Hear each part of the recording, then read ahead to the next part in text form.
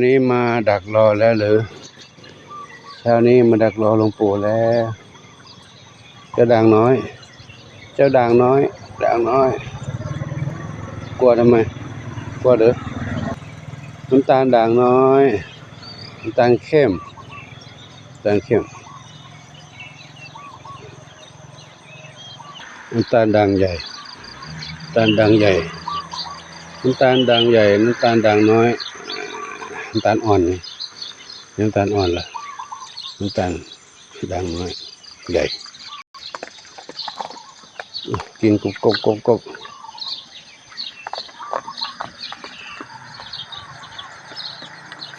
ไปแล้วเนอะไปแล้วกินเยอะๆเลยไปแล้วเจอกันใหม่ครับเมื่อคืนนี้มีฝนตกตั้งแต่เมื่อวานตกทั้งคืนเมื่อวานทั้งวันน้ำเปิดถนนแต่เช้านี้หยุดลงเมตรแต่ว่าน้ำยังค้างบนพื้นถนนอยู่ถนนยังแฉะอยู่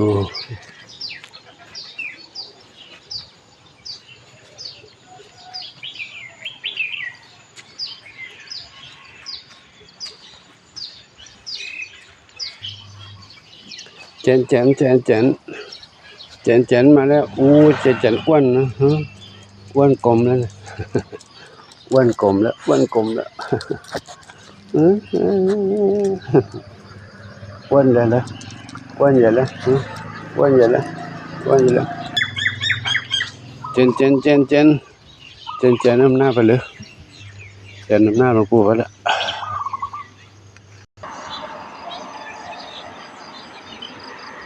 วันนี้อากาศเย็นสบายดีเงียบสงบเช่นเคยก็เดินออกรับบิณฑบาตไปตามกิจของสงฆ์ไปถึงจุดหมายนู้นร้านค้าตลาดซื้อของเสร็จก็เดินกลับถ้าท่านสาธุชนท่านใดมีศรัทธาจะใส่บาตรก็ใส่ระหว่างทางที่พระเดินนี่เนาะถ้าไม่มีก็เดินกลับเช่นเคยปกตินี่แหละ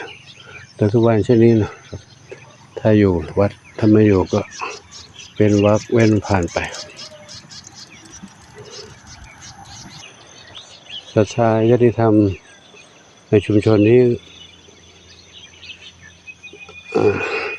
เส้นทางที่เดินผ่านจากหัวสะพานแม่น้ำวังมาถึง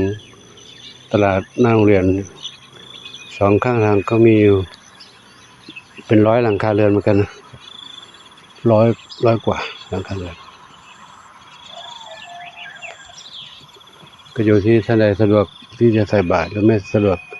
นั้นก็ตามแต่กำลังศรัทธาของแต่ละคนแต่ละท่านแต่ละครอบครัวกับวันนี้ก็ขอยุติคลิปนี้ไว้เท่านี้ก่อนนะขออนุโมทนาสาธุกับทุกท่านที่ได้รับชมและทราบเรื่องราวต่างๆที่หลวงปู่ได้ถ่ายกับทุกท่านได้รับชมกันวันทุกๆเช้าทุกๆวันทุกๆคลิปขอหน่วยพรให้ทุกท่านพบความสุขความเจริญมีความสุขกายสุขใจปรารถนาที่ใดขอได้ทุกความมุ่งมั่นปรารถนา